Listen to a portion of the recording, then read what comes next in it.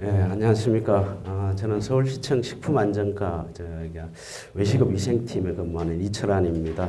여러분들 만나 뵙게 돼서 반갑고요. 이번에는 그 식품위생법 관련해갖고 제가 한 시간 동안 여러분들하고 같이 풀어나가는 걸로 하겠습니다. 일단은 주점 영업도 우리 식품위생법의 모법을 기준으로 해서 인허가를 받기 때문에 실제적으로 그 위생 관리를 잘 해야 됩니다. 그래서 이번 순서는요, 일단 개요하고 그다음에 영업 허가, 그다음에 그 변경 허가 관련 지휘 설계하고 그다음에 영업자 준수 사항, 그다음에 행정 처분 일반에 대해서 말씀을 드리도록 하겠습니다. 원래 우리 식품위생법에는 교육을 미리 받도록 규정이 되어 있습니다. 그런데 지금 이제 단란주점이나 그 일부 그 업종의 영업은 교육이 자주 시행이 되지 않고 있기 때문에 보통 이제 단란주점 같은 월 1회씩 하고 있습니다. 그래서 영업 신고를 하고 허가를 받을 때 미리 교육을 받는 게 많지 않습니다. 그래서 이제 몇몇 업종은 이제 사전 교육이 아니라 영업 허가나 신고를 득하고 나서 그 사후에 교육을 받도록 지금 규정을 하고 있습니다. 그래서 단란주점 관련해갖고 우리 그 식품위생법뿐만 아니라 청소년 보호법, 그다음에 풍속 영업 규제에 관한 법률하고 그다음에 학교보건법, 그다음에 국토의 계획 및 이용에 관한 법률, 건축법, 그다음에 다중이용업소의 안전관리에 관한 특별법 이런 식으로 이런 적용되는 법규가 많이 있습니다. 그래서 여기에서 각각 개별 법에 따라서 저촉이 될 경우에는 또 어떤 처분을 받게 됩니다. 그래서 일단 기본적으로 가장 많이 규제가 되는 게 식품위생법입니다. 그러다 보니까 식품위생법은 가장 많이 숙지를 하셔야 또 영업을 하시는데 또 불이익을 당하지 않을 수 있겠습니다. 그래서 식품위생법은 우리가 1조 목적에 보면은 식품으로 인해서 생기는 위생상의 위해를 방지하고 식품 영양의 질적 향상을 도모하기 위해서 법이 제정이 된 겁니다. 그래서 나머지 조항들은 이러한 법령을 지키기 위한 어떤 방법이나 수단들에 대해서 다 규정을 하고 있습니다. 그래서 식품위생 그런데 식품위생이 우리 법 2조에 보면은 식품이나 식품 첨가물, 기구, 용기, 포장을 대상으로 하는 음식에 관한 영업이다 이렇게 규정이 되어 있습니다. 그래서 이 식품뿐만 아니라 거기에 들어가는 첨가물이라든가 그다음에 식품을 담는 기구나 용기, 그다음에 포장지 이런 것까지 위생의 대상으로 삼고 있습니다. 그리고 이제 식품위생법 체계는 이제 법이 있고 그다음에 이제 식품위생법 시행령이 규정이 되어 있습니다. 그래서 시행규칙에서 이제 총리령으로 규정이 되어 있는데 이 법에서 일일이 다 규정을 할 수 없기 때문에 시행령이나 시행규칙 이런 걸로 또 세세하게 규정을 하고 여기서도 규정이 되지 않는 거는 식품의약품안전처 고시로 해갖고 또 별도로 규정을 정하고 있습니다.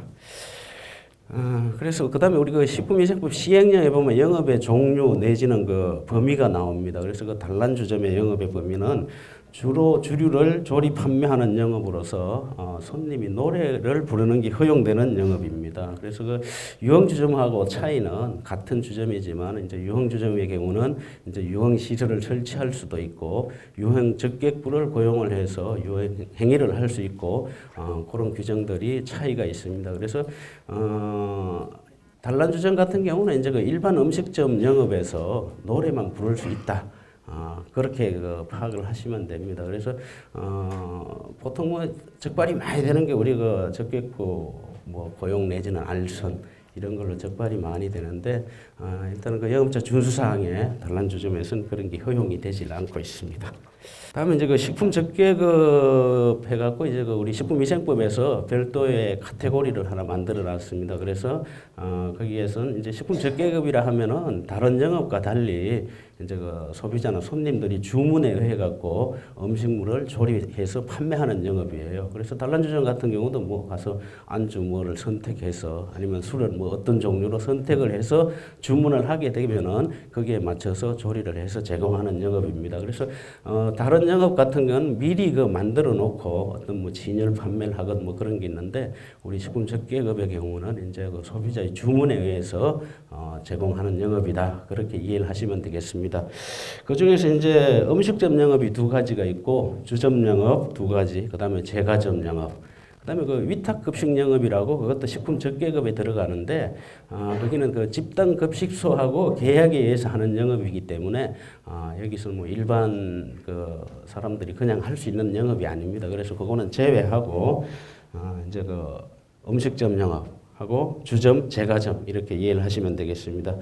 그래서 이제 일반 음식점 같은 경우는 이제 음식류를 조리 판매하면서 이제 식사와 함께 부수적으로 술을 제공할 수 있는 영업이고요. 휴게 음식점은 이제 뭐 음식물이나 아니면 다류 이런 거를 제공을 하면서 그다음에 술이 허용이 되지 않는 영업입니다. 그래서 일반하고 휴게의 그 차이는 술을 제공하느냐 여부에 따라서 차이가 나겠고요. 그다음에 단란주점하고 유흥주점은 아까 말씀드렸듯이 이제 단란주점은 노래만 부르는 것이 허용이 되는 영업이고 유흥주점은 이제 뭐 유흥시설 설치하고 유흥적객 행위를 할 수 있다. 이렇게 이해를 하시면 되겠습니다. 그다음에 제과점 영업은 이제 뭐 빵 뭐 그런 종류만 이제 별도로 판매하는 영업으로 해서 별도로 구분이 되어 있습니다. 그래서 지금 작년 11월 말 기준으로 우리 서울시의 단란주점이 2,949개입니다. 그래갖고 이게 작년 말에 한 3,013개소가 있었는데 한 지금까지 한 11개월 동안에 한 64개소가 감소가 됐어요. 그래서 이게 지금 보니까 뭐 단란주점이 점점 줄어들고 있습니다. 그래서 이게 뭐 영업이 잘 안 돼서 그런지 어떤지는 좀 모르겠는데 지금은 뭐 건물에서도 이제 그 위락시설이 아닌 근린생활시설에도 이제 뭐 각각의 영업주가 다르면은 계속 뭐 허가를 낼 수가 있고 그런데 입점이 제한이 좀 많이 풀렸는데도 지금 뭐 계속 감소 추세에 있습니다. 그리고 유흥주점도 마찬가지로 지금 뭐 서울시에 2,282개소가 있습니다. 그것도 한 41개소가 작년 말 기준으로 해서 감소가 돼 있습니다. 그래서 지금 보면 주점 영업은 추세가 점점 감소하는 추세가 되고 그다음에 이제 휴게 음식점이 지금 뭐 한 100% 한 10년간 따지면은 100% 이상 늘어났습니다. 그래서 휴게 음식점이 우리 서울시 한 3만여 개 되고요. 일반 음식점은 한 11만 개 해서 이제 뭐 전체적으로 적객업소가 한 15만 개소 가까이 됩니다. 다음 그 영업 허가에 대해서 간략히 말씀을 드리겠습니다. 우리가 그 식품위생법에 보면 허가 업종이 몇 가지 안 됩니다. 그래서 그 식품조사처리업하고 그다음에 유흥주점, 단란주점 이 세 가지만 허가고 나머지는 등록이나 신고입니다. 그래서 허가업종은 미리 이제 시설을 갖춰서 허가 신청을 하면은 담당 공무원들이 현장에 나가서 시설 기준에 맞는지 여부를 확인을 하고 시설 기준에 맞을 경우에 그다음에 서류 검토라든지 이런 여러 가지 개별 법령을 검토를 해서 모두 적합해야 허가 처리가 됩니다. 그래서 이거는 뭐 단란주점 같은 경우는 지금 상업지역이 아니면은 이제 뭐 허가가 되질 않습니다. 그래서 입점에 좀 제한이 있는데 이게 단란주점이 처음 93년도에 처음 업종이 생겼습니다. 그래서 그 당시에는 그 일반 주거지역, 준주거 상업지역 이렇게 다 허가가 가능했습니다. 그래서 일반 주거지역 같은 경우는 이제 그 대로변에다가 이제 구청장이 고시를 해서 그 지역 고시를 하고 거기서 허가를 내주고 이렇게 했는데 지금은 아마 뭐 다 허가 취소가 되고 일반 주거지역 같은 경우는 거의 다 없어지고 몇 군데 남아 있지 않은 걸로 판단이 되고 있습니다. 그래서 일단은 이제 상업지역이어야 되고요. 그다음에 이제 그 영업 허가 면적이 위락시설인 경우에는 면적 제한 없이 뭐 크게 이렇게 허가를 받을 수가 있고요. 근린생활시설 용도인 경우에는 150평방미터까지 제한이 됩니다. 그래서 150평방 이내로 허가를 득해야 되고요. 그래서 이게 허가 처리 기간이 한 3일 걸립니다. 그래서 접수를 하고 그러니까 미리 그 시설을 다 만들어 놓은 다음에 어떤 규정을 숙지해서 만들어 놓고 허가 신청을 하는 게 좋을 것 같습니다. 그리고 이제 이게 단란주점 같은 경우 그 시설 기준에 객실 규정이 또 별도로 돼 있어 갖고 이게 잘 모르시는 분들이 뭐 미리 그 시설을 다 객실로 구비를 해 놓으면은 허가 처리가 되질 않습니다. 그래서 사전에 이제 그런 규정 같은 걸 좀 알아보고 허가 처리를 하는 게 중요할 것 같습니다. 다음에 이제 우리 법에서 허가를 제한하고 있는 규정들이 있습니다. 그래서 그런 제한에 적용이 될 때는 허가 처리가 되질 않습니다. 그래서 통상적으로 이제 우리가 식품위생법에 해서 기존 영업하던 단란주점이 허가 취소가 됐다. 이럴 경우에 그 취소된 자리에서는 6개월 동안 동일 업종에 대해서 허가 처리가 되질 않습니다. 그렇게 되고 그 영업 허가가 취소된 영업자는 2년 동안 단란주점 허가가 제한이 됩니다. 그래서 우리가 식품위생법 위반으로 허가 취소가 되면은 사람과 장소에 대해서 그 제한을 하고 있습니다. 요건 이제 일반적인 법 위반일 때고요. 그다음에 이제 청소년 관련 청소년 적객부 고용 내지는 청소년 주류 제공 이런 걸로 해서 허가가 취소가 됐다. 이럴 경우에는 그 장소에는 2년 동안 허가가 제한이 됩니다. 그리고 사람에 대해서는 3년 동안 그 단란주점 허가를 받을 수가 없습니다. 그래서 지금 서울에서 취소됐다고 해서 경기도나 어디 경상도 전라도에 가서 허가를 내면 되지 않느냐 할 수가 없습니다. 전부 다 조회가 들어가고 요즘은 그 시스템상으로 주민번호 입력해서 조회하면 바로 그 조회가 됩니다. 그래서 그런 것들을 허가 취소가 됐다 이러면은 동일 업종에 대해서는 그 제한 기간 동안은 허가 처리를 할 수가 없습니다.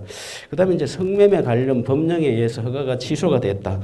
이런 것도 이제 장소는 2년 동안 제한을 받고요. 사람에 대해서는 3년 동안 허가를 제한을 하고 있습니다. 다음에 이제 허가가 되지 않는 게 우리 법령 규정에 의해서 하는 것은 이제 시설 기준에 맞지 않다. 이러면 시설 기준이 맞지 않으면은 또 허가 처리가 되질 않습니다.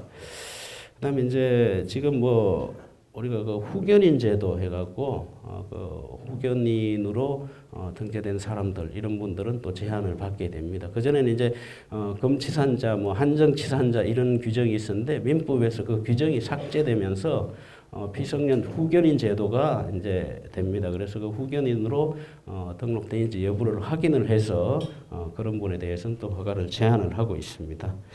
그다음에 이제 우리가 그 국토의 계획 및 이용에 관한 법률 규정에 의해서 용도 지역이 아닌데 상업 지역이 아닌 일반 주거 지역이나 어떤 중공업 지역 이런 데에다가 허가를 내려고 하면 당연히 되질 않습니다.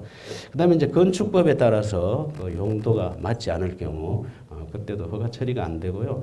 그다음에 이제 학교 주변에 있는 그 학교보건법에 의해서 그 학교에서 직선거리로 50m 안에는 거기가 절대정화구역해서 전부 허가 처리가 되질 않습니다. 그리고 이제 50에서 200m까지는 이제 상대정화구역 해갖고 거기는 이제 관할 교육청에서 심의를 받아서 행위 해제를 받을 경우는 이제 허가 처리를 할 수가 있습니다. 그래서 이제 허가를 낼 때는 이제 이게 통상 저도 자치구에서 이제 인허가도 담당도 해보고 하는데 이게 관련 규정을 잘 숙지를 못하고 무조건 시설만 하고 들어와서 허가를 내려고 보니까 이게 안 맞는 게 많이 있습니다. 그래서 그 비용도 보면 상당히 많이 들어가는데 그걸 허가 처리가 안 되니까 이게 영업주한테 상당한 피해가 갑니다. 그래서 그런 허가를 받을 때는 미리 사전에 어떤 관련 규정들을 파악을 하셔갖고 허가 처리를 하는 게 중요할 것 같습니다. 허가는 이제 이걸로 마무리를 하고요. 그다음에 이제 허가를 하고 있다가 그 변경 허가라든가 아니면 허가사항 변경 신고 사항이 있습니다. 그래서 허가사항 변경 허가는 그 장소 이전을 할 때 예를 들어 A라는 장소에서 B라는 장소로 소재지를 옮겼다 이럴 때는 그 변경 허가를 받아야 됩니다. 근데 이 변경 허가는 신규 허가 때하고 똑같습니다. 모든 관련 법을 검토를 하고 해서 그 저촉이 되지 않아야 허가가 되는 거고요. 그 대신에 이제 허가 번호만 그대로 가는 거예요. 장소가 달라지니까 그렇게 되는 거고요. 그다음에 이제 허가사항 변경 신고가 있는데요. 그런 거는 이제 영업장 면적을 확장을 하거나 축소를 할 경우 그런 경우는 또 그 신고 사항이 되고요. 그다음에 그 상호가 바뀌거나 아니면 내가 개명을 해갖고 이름이 바뀌거나 이런 경우에는 허가사항 변경 신고를 하셔야 됩니다. 그렇게 하면 되고, 그다음에 이제 우리 그 지위승계 규정 해갖고 이제 양도 양수를 하거나 해서 A에서 B로 이제 영업이 양도가 될 때 그때는 이제 지위승계 신고를 해야 됩니다. 그래서 이런 신고 사항이 해야 되고, 통상 이제 우리가 허가사항 변경 신고에 보면은 영업장 면적을 확장할 때는 신고를 잘해요. 근데 이게 뭐 규모가 너무 크다 보니까 손님이 없고 이러다고 그냥 축소를 했어요. 축소하는 경우는 또 축소하는 건 괜찮은 줄 알고 신고를 안 하는 경우가 많이 있습니다. 근데 이것도 반드시 신고를 해야 되고요. 금년도에 시행규칙이 개정이 되면서 그전에는 영업장 면적을 변경을 하고 신고를 안 했을 경우에는 영업정지 15일에 해당하는 처분을 받았는데 여기 이제 법이 개정이 돼서 시정명령으로 바뀌었습니다. 그래서 이제 변경 신고를 안 했을 때는 이제 시정명령 처분을 받게 되겠습니다. 다음은 우리가 단란주점의 주요 시설 기준에 대해서 말씀을 드리겠습니다. 우리가 식품접객업은 공통시설 기준이 있습니다. 그래서 공통시설 기준이 4가지인데 그 4가지는 기본적으로 갖춰야 되고 그 다음에 각 업종별로 개별 기준이 또 정해져 있습니다. 그러면 그 개별 기준에도 같이 충족을 해야 됩니다. 그래서 공통시설 기준은 이제 영업장하고 조리장, 그 다음에 급수시설, 화장실. 그래서 이 4가지 중에 하나라도 없으면은 허가 처리가 되질 않습니다.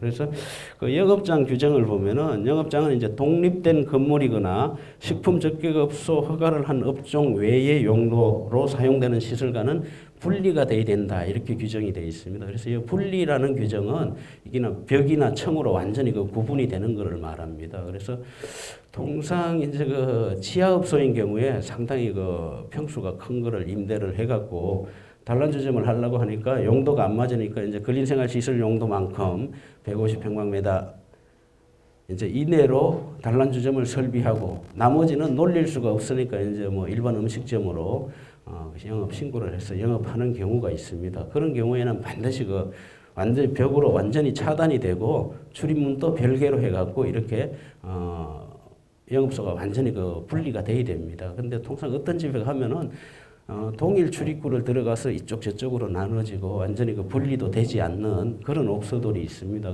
그런 거는 전부 시설 기준에 위반이 되는 그런 시설입니다. 그래서 반드시 벽으로 완전히 분리를 하고 출입문을 별도로 만들어서 출입을 할 수 있게 해야 시설 기준에 적합한 시설이 되겠습니다. 그 다음에 이제 조리장은 무조건 구비가 돼야 됩니다. 그래서 어떤 집은 보면 조리장이 없어요. 그래서 왜 조리장이 시설 기준에 있는데 없냐 이러면 자기들은 조리를 안 한답니다. 그냥 과일만 잘라주고 오징어만 굽고 이렇기 때문에 조리장이 필요가 없대요. 근데 그 필요성 여부에 관계없이 조리장은 반드시 있어야 됩니다. 왜 그런가 하면은 실제적으로 열을 가해서 뭘 조리를 하거나 이런 게 없더라도 예를 들어 안주를 담은 그릇이라든가 어떤 그런 집기들 그런 것들은 한번 사용을 하고 나면은 반드시 세척 소독을 하도록 되어 있습니다. 그러자면은 반드시 급수 시설이 들어와 있어야 되고 세척 소독할 수 있는 시설이 있어야 되고 과일 자르자면 칼도마가 있어야 되고 이런 그런 것들이 시설이 구비가 되어야 됩니다. 그래서 그런 것들이 전부 조리장에 포함되는 시설이기 때문에 조리장은 반드시 있어야 되고요. 그다음에 이제 급수 시설 해갖고 영업장 내에는 반드시 상수도나 아니면 지하수가 구비가 돼야 됩니다. 그래서 지하수 같은 경우는 서울에는 다 상수도가 보급이 돼서 없을 걸로 알고 있는데요. 지하수 같은 경우는 이제 먹는 물 규정에 의해서 계속 수질 검사를 받아서 적합한 물만 사용을 해야 되고 매년 또 검사를 해야 됩니다. 그래서 수질 검사하는데 비용이 상당히 많이 들어가요. 그러니까는 일단은 전부 상수도를 기본적으로 끌어와서 사용을 하는 게 좋겠습니다. 그리고 화장실은 이제 업소 내부에 있어도 되고 아니면 동일 건물의 인근에 가까이 활용할 수 있는 화장실이 있으면 됩니다. 그래서 영업장 내에 화장실이 있으면은 영업장 면적에 포함이 되고요. 영업장이 아니고 계단 있는 그런 층계에 다른 업소하고 공동으로 사용한다 이런 경우는 영업장 면적에서 제외가 됩니다. 그래서 그런 식으로 인근에 잘 활용할 수 있는 화장실이 있으면 되고요. 그래서 이 기본적으로 이제 4가지 공통시설을 갖추고 그 다음에 이제 단란주점 시설 기준이 나옵니다. 그래서 이제 개별 시설 기준인데 이제 단란주점에서 객실이 있는 경우에는 잠금 장치를 설치를 하면은 안 됩니다. 그래서 보통 인테리어 업자들이 그냥 무심코 설치를 하고 갈 경우에는 안에서 잠그면 밖에서 못 열게 이렇게 돼 있는 경우가 있어요. 그래서 반드시 그거를 해제를 해야 되고요. 다음에 이제 영업장에서 노래를 부를 경우에 이제 외부로 이제 노래 소리가 많이 나가서 민원을 유발하면 안 됩니다. 그래서 우리가 방음 장치를 설비를 하셔야 되고요. 그다음에 이제 다중이용업소의 안전관리에 관한 법률에 따른 그 소방시설 등을 또 갖춰야 됩니다. 그래서 소방 그 완비 증명을 받아야 되고요.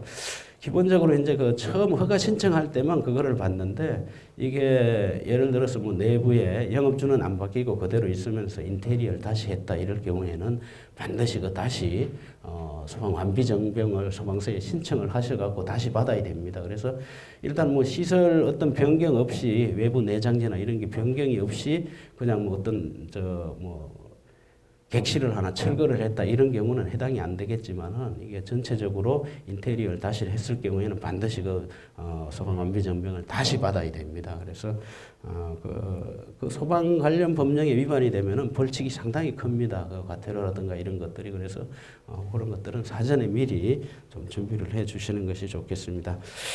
다음엔 그 객실 규정인데요. 우리가 단란주점의 경우는 이제 객실을 설치하기 전에 뭐 조리장, 화장실, 창고 이런 거 다 빼고 순수하게 객석만 따져서 그 객석 안에다 객실을 설비하게 됩니다. 그러면 객석 전체 면적에다가 2분의 1을 초과되면 안 됩니다. 그래서 예를 들어서 뭐 그 룸 설치하기 전에 객석 면적 전체가 뭐 한 30평이다. 이렇게 되면은 여기서 15평 이내로 미만으로 객실을 설비를 하셔야 됩니다. 그렇게 되고, 그 다음에 이제 객실을 설비할 경우에는 이제 어떤 뭐 통로 형태나 아니면 복도 형태 그런 식으로는 그 설비를 못하도록 되어 있습니다. 그래서 그 주된 객실의 중앙에서 이렇게 보면은 전체적으로 객실이 다 보여야 됩니다. 그래서 주된 객장이 뭐냐 하면은 그 객석 면적이 50%니까 제일 크잖아요. 그러면 객석의 가운데에 서서 전체적으로 룸을 봤을 때 거기 각각의 룸이 내부가 다 보여야 된다. 이렇게 규정이 되어 있습니다. 그래서 통로 형태나 복도 형태는 객실의 중앙에 객석의 중앙에서 보면 제일 앞에 두 개만 보이고 안 보이잖아요. 그래서 그 시설 기준에 위반이 되는 겁니다. 그래서 어떤 뭐 노래방으로 하던 거를 뭐 단란주점으로 하든가 이런 게 할 때는 반드시 그 객실 규정을 가서 다시 정비를 해야 됩니다. 그래서 객석의 가운데서 봐서 각각의 룸 내부가 보일 수 있도록 그렇게 설비를 하셔야 되고요. 그다음에 이제 보통 이제 내부가 보이도록 하니까 그 투명 유리를 좀 이렇게 설비를 하셔야 되는데 그 불투명 유리를 설치해서 너무 불투명도가 높아서 내부가 안 보이는 경우가 있습니다. 그런 경우에도 우리가 시설 기준에 위반이 되는 그런 상황이 되겠습니다.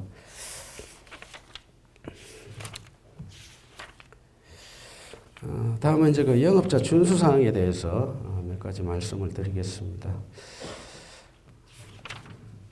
일단 그 주점 영업에 대해서는 그 청소년이 출입 금지도 되고 고용도 금지하게끔 되어 있습니다. 출입 금지니까 뭐 당연히 고용도 금지를 해야 되겠죠. 그래서 지금 그 청소년이 지금 19세로 되어 있습니다. 그래서 금년도 같은 경우는 뭐 이제 96년생까지가 청소년에 해당이 되지 않습니다. 그래서 96년생까지는 출입을 허용을 해도 되겠습니다. 그래서 청소년 관련해서 적발이 될 때는 우리가 그 영업정지나 이런 걸 받을 때 그 과징금으로 대체가 안 됩니다. 그래서 일반 뭐 다른 뭐 준수사항 위반이 돼서 영업정지를 받을 때는 과징금 처리가 가능하지만은 그 청소년하고 일부 뭐 우리 법 4조 위해식품 등 판매 금지 규정 이런 몇몇 위반이 됐을 때는 과징금으로 대체가 안 됩니다. 그래서 반드시 그 영업정지를 해야 되는 그런 규정이 있습니다. 그래서 청소년을 고용을 해서 그 영업을 했다 이러면은 바로 그 1차 적발이 되면 영업정지 3개월에 해당하는 처분을 받습니다. 그렇게 되고 청소년에게 이제 주류 제공했다 그러면 이제 영업정지 2월에 해당하는 처분을 받고요. 그 다음에 주류 제공은 안 했지만 출입을 했다. 출입을 하면 영업정지 1월입니다. 그래서 일단은 뭐 청소년 주류 제공을 했다 그러면 거기는 출입이 전제가 돼야 주류가 제공이 되거든요. 그래서 그거는 이제 주류 제공 하나로만 처분을 하게 되겠습니다. 그리고 이제 그 업소에 들어가기 전에 그 출입문에다가 그다음에 그 청소년 출입 고용 금지라는 그 표시가 있습니다. 그래서 그거를 부착을 해놓고 청소년들의 그 출입을 예방을 해야 되겠습니다. 그리고 이제 보통 이제 단란주점 같은 경우 가족 단위로 이제 이렇게 오는 경우들이 있습니다. 그럴 경우에는 이제 그 중에 이제 뭐 고등학생들 이런 게 끼어서 오는 경우가 있어요. 그래서 친권자를 동반을 했다고 해서 청소년을 출입을 시키면 안 됩니다. 그래서 일단은 좀 뭐 가족 단위로 와도 좀 어려 보이는 분들은 신분 확인을 해서 청소년이 아닐 경우만 출입을 시켜야 되고 청소년이다 이러면은 반드시 그 출입을 제한을 시켜야 됩니다. 그래서 이런 경우도 적발이 되면은 처분을 그대로 받게 됩니다. 그다음에 이제 그 풍속 영업 규제에 관한 법률에 위반이 됐을 경우에 이제 보통 이제 성매매, 알선이나 뭐 그런 등의 행위 금지 규정에 적발이 되는 경우가 있습니다. 그럴 경우에는 이것도 이제 9월부로 이제 법이 그 처분 기준이 변경이 됐습니다. 그 전에는 그 1차 적발이 영업정지 1개월이었는데 지금은 바로 그 1차 적발이 영업정지 3개월의 처분을 받습니다. 그래서 1년 안에 그 재적발이 되면 바로 이제 허가 취소가 되는 그런 식으로 이제 규정이 완전히 강화가 되어 있습니다. 다음은 이제 그 건전한 영업 관련해서 주주사항에 대해서 말씀을 드리겠습니다. 그래서 이제 그 손님을 깨어서 드리는 행위, 이제 이걸 또 금지가 되어 있습니다. 그래서 이게 뭔가 하면은 이제 호객행위입니다. 그래서 일부 이제 경찰들이 보통 이제 그 어떤 연중 이제 어떤 특정 기간을 정해 갖고 아마 이런 호객행위들을 집중으로 단속을 하고 뭐 이렇게 해서 적발이 되는 경우가 많이 있습니다. 그래서 이것도 이제 1차 적발이 되면은 호객행위로 인정이 되면 바로 그 영업정지 15일에 해당하는 처분을 받게 됩니다. 그래서 호객행위라는 게 그냥 뭐 문 앞에 서서 뭐 오라고 이렇게 뭐 얘기를 하고 이런 건 호객행위가 아닙니다. 그래서 일단은 손님을 터치를 해서 잡고 업소 내부로 이렇게 들어와야 그게 호객행위로 인정이 됩니다. 그냥 앞에서 뭐 어떤 홍보물 나눠주고 오라고 이런 것들은 호객행위로 볼 수가 없다고 그렇게 유권 해석이 나와 있습니다. 다음에는 이제 그 업소 내에서 도박, 기타 사행 행위를 방지해야 됩니다. 통상 이제 뭐 객석에서는 그런 행위가 눈으로 보이니까는 관계가 없지만은 혹시 이제 뭐 구석 룸 같은데 이제 구석에 있는 룸에서 뭐 이제 뭐 술값 내기 뭐 고스톱을 친다거나 어떤 그런 행위를 하는 경우가 있습니다. 그런 것들은 수시로 종업원들이 왔다 갔다 하면서 그런 행위가 일어나는지 확인을 해보고 그런 행위가 있을 때는 반드시 금지를 시켜야 되겠습니다. 그래서 이런 사행 행위로 적발이 돼도 바로 그 영업정지 2월에 해당하는 처분을 받게 됩니다.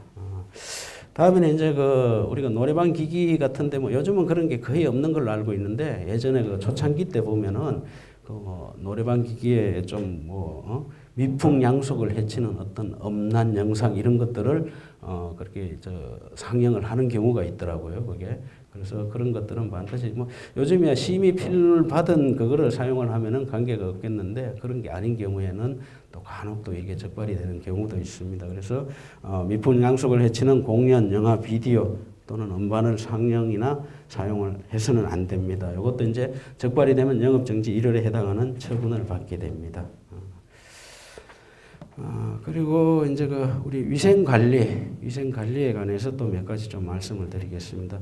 실제적으로 보면 우리가 주점 영업에서는 그 위생관리보다 어떤 뭐 풍속에 관한 규정이라든가 아니면 건전 영업에 관한 그런 거 위주로 많이 점검을 하고 또 적발을 하고 그런 게 있는데 실제적으로 이거 우리가 식품위생법은 위생관리를 더 중점으로 해야 됩니다. 그래서 이제 주점 영업 같은 경우는 실제적으로 이제 그게 음식물을 섭취를 하고 식중독이 일어나도 그거에 그 음식물 치식으로 해서 식중독이 일어났다고 생각을 안 합니다.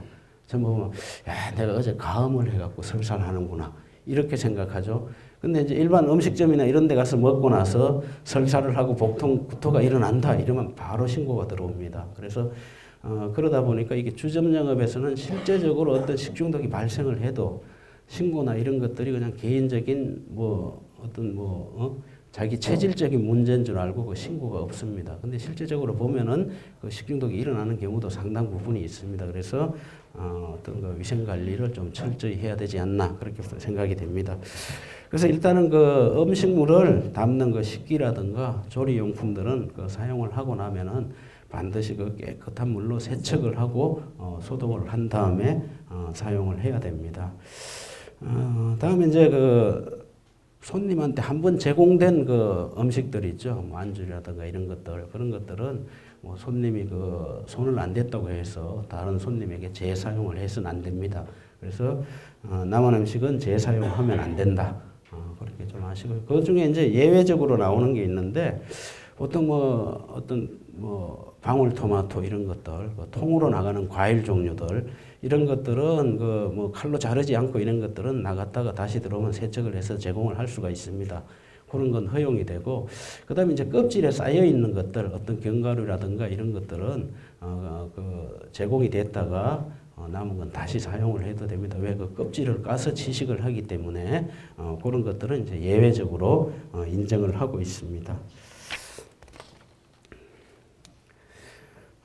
그래서 우리가 식품 등 위생적 취급 기준에서 법 3조에 나오는데 거기에서는 이제 전부 위반이 되면은 전부 과태료 처분을 받게 됩니다. 그래서 영업장 내에 조리장이라든가 이런데 깨끗이 청소를 잘 안 해서 적발이 된다 이런 경우는 위생 상태 불량 이런 식으로 적발이 되면 다 그 과태료 50만 원에 해당하는 처분을 받게 됩니다. 그래서 항상 그 영업장에는 청결하게 유지 관리가 돼야 되고요. 그다음에 어떤 사용한 그 기구라든가 이런 건 반드시 깨끗이 세척 소독을 하고 그렇게 사용을 해야 되겠습니다.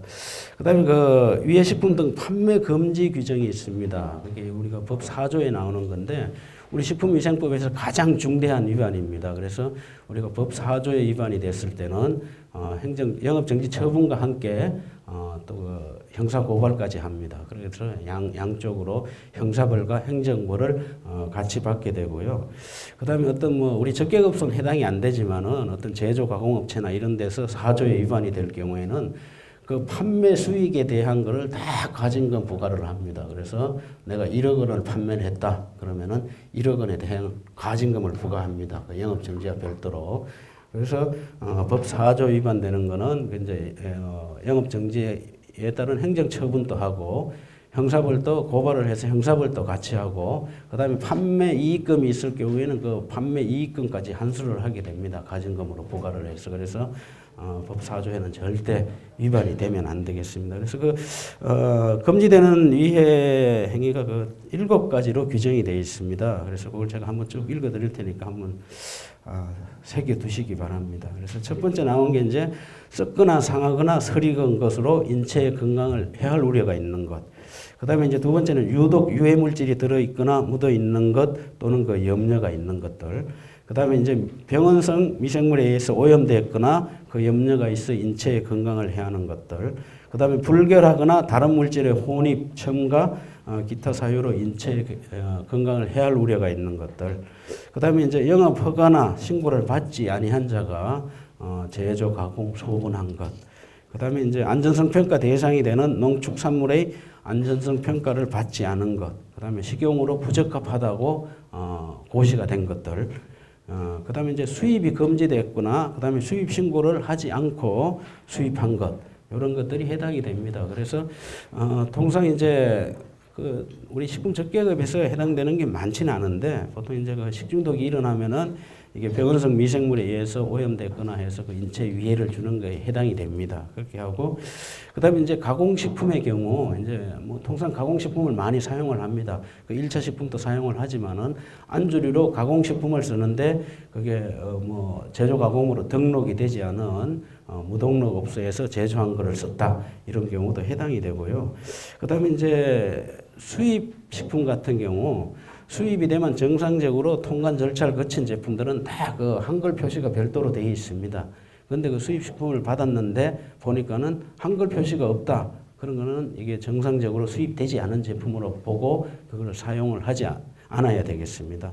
그리고 이제 주정 같은 경우는 이제 어떤 친척이나 아니면 어떤 외국에 나갔다 올 때 그 비싼 양주 같은 거를 여러 사람이 이렇게 사가지고 와서 영업에 사용을 하는 경우 그것도 이제 정상적으로 수입이 되지 않은 제품입니다. 그런 것들은 절대 가정에서만 취식을 해야지 영업소에서 손님한테 판매하면 안 됩니다. 이게 수입 신고를 미필한 채 수입한 거를 사용한 게 돼 갖고 우리가 법 4조 위반이 돼서 상당히 피해를 보게 됩니다. 그래서 반드시 그 수입 식품인 경우에는 그 한글 표시가 제대로 되어 있는지 확인을 하고 사용을 하시면 되겠습니다. 다음에는 이제 뭐 조리식품 등에 대해서 그 미생물 기준이 있습니다. 그래서 우리가 뭐 예를 들어 뭐 안주류 같은 거를 수거를 해서 식중독 검사도 할 수가 있습니다. 그래서 우리가 식중독 검출 기준이 뭐 불검출인데 검출이 됐다거나 기준이 초과됐다거나 이런 것들이 나올 경우에는 또 영업정지에 해당하는 처분을 받게 됩니다. 그리고 저희가 지금 우리 서울시 같은 경우 지금 그전에는 야간 주류 전문 판매업소를 매달 점검을 했습니다. 근데 지금 뭐 2개월에 한 번씩 점검을 하는데 그 점검을 하다 보면 그전에는 우리 위생관리 이쪽을 점검을 많이 안 했었어요. 근데 지금은 이게 점검 패턴이 바뀌어 갖고 반드시 뭐 유흥 단란주점에도 조리장에 들어가서 어떤 식품 취급하는 그런 것들을 반드시 점검을 하게 됩니다. 그러다 보니까 이게 유통기한이 경과된 제품들 이런 것들이 상당 부분 적발이 되는 경우가 있습니다. 그래서 일단은 그 가공식품의 경우는 다 그 유통기한이 설정이 되어 있습니다. 그래서 유통기한이 제대로 되어 있는지 확인을 하고 그래서 유통기한이 뭐 임박하거나 이런 것들은 빨리 그 소비를 하거나 아니면 폐기 처분을 해서 적발되는 일이 없도록 해야 되겠습니다.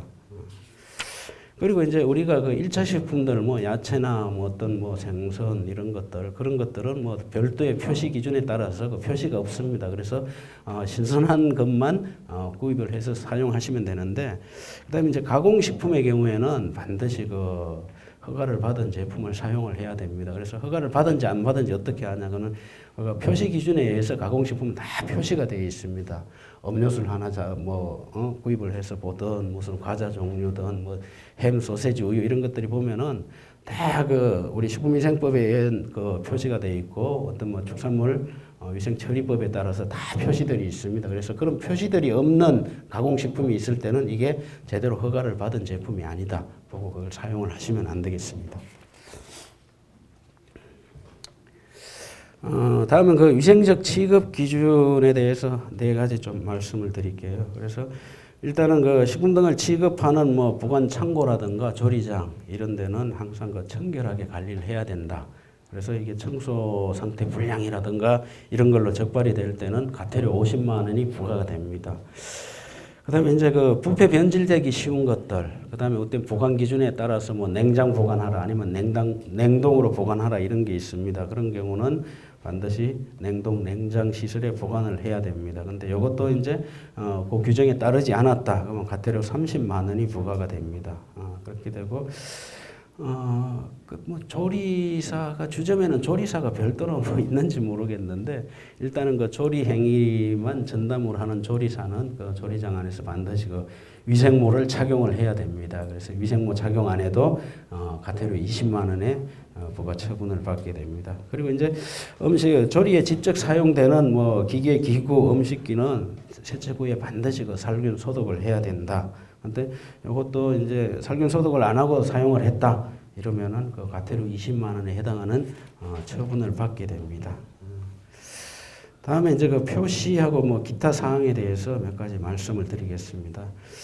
우리가 그 간판을 허가를 받고 나면 돌출 간판을 만들게 됩니다. 그러면 그 5개 간판을 만들 때는 그 광고물 관련 법에 따라서 반드시 그쪽에도 허가를 받아야 됩니다. 그렇게 되고 우리 식품위생법에 따라서는 허가받은 상호를 그대로 기재를 해 주셔야 되고 그다음에 그 업종표기, 단란주점이라는 업종표기를 반드시 같이 병행을 해야 됩니다. 그렇게 되고 그다음에 이제 그 가격표가 있습니다. 그 가격표에는 우리가 최종 지불 가격으로 표시를 해야 됩니다. 그래서 손님한테 실제로 받는 가격, 그 가격을 그 가격표에다 기재를 하셔야 됩니다. 이거 예전에는 뭐 통상 뭐 가격표에 얼마 해놓고 나갈 때 이제 뭐 부가세 10%를 더 받는 경우 이런 경우들이 있었습니다. 근데 부가세를 더 받을 경우에는 아예 가격표에다가 그 부가세를 포함한 가격을 표시를 해서 실제 가격 표시된 가격표하고 손님이 내는 가격이 동일해야 됩니다. 그렇게 표시를 해야 되고요. 그다음에 이제 그 허가증은 반드시 그 영업소 내에 보관을 해야 됩니다. 그래서 제시 요구가 있을 때는 좀 보여줘야 되고요. 근데 허가증도 보관을 하지 않을 경우에 또 과태료 30만 원 처분을 받게 됩니다. 그렇게 되고요. 지금 시간이 한 5분 정도 남았는데요. 다음은 우리 서울시에서 하는 그런 몇 가지 사업들하고 그런 거를 좀 안내를 해드리겠습니다.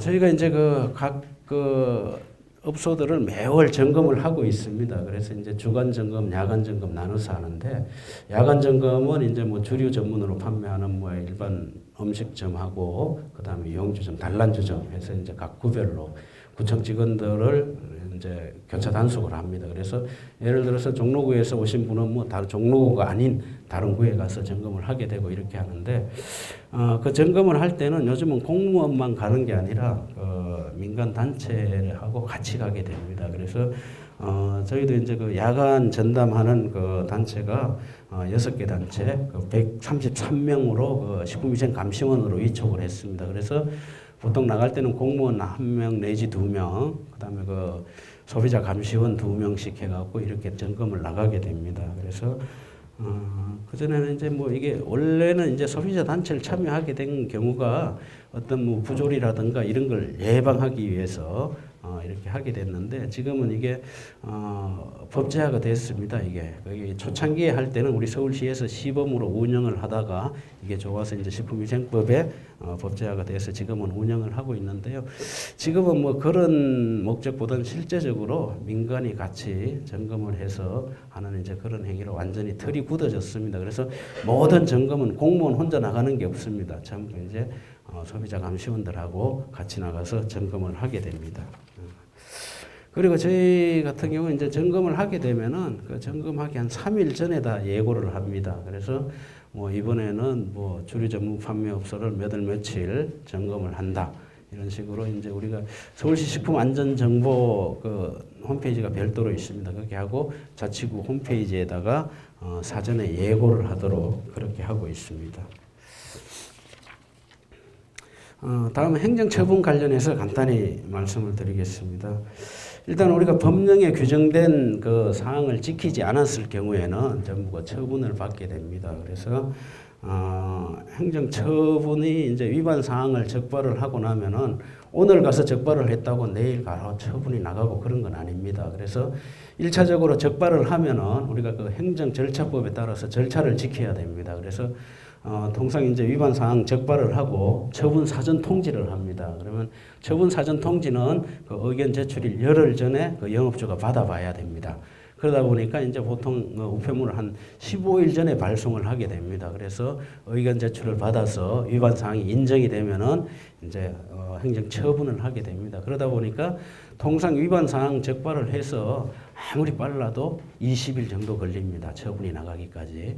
그래서 통상 이제 우리 자치구에 뭐 처분 담당이 1명 있고 이러다 보니까 다른 일까지 하고 이러다 보니까 통상 한 적발이 되면 한 달 정도 걸린다 이렇게 보시면 되겠습니다. 그리고 이제 경찰 쪽에서 적발이 된 경우에는 또 더 늦어질 수가 있습니다. 보통 뭐 3, 4개월 수사가 종결이 돼서 검찰이 기소를 하면서 저희한테 처분 의뢰가 오기 때문에 상당한 기간 후에 처분 의뢰가 오는 경우도 많이 있습니다.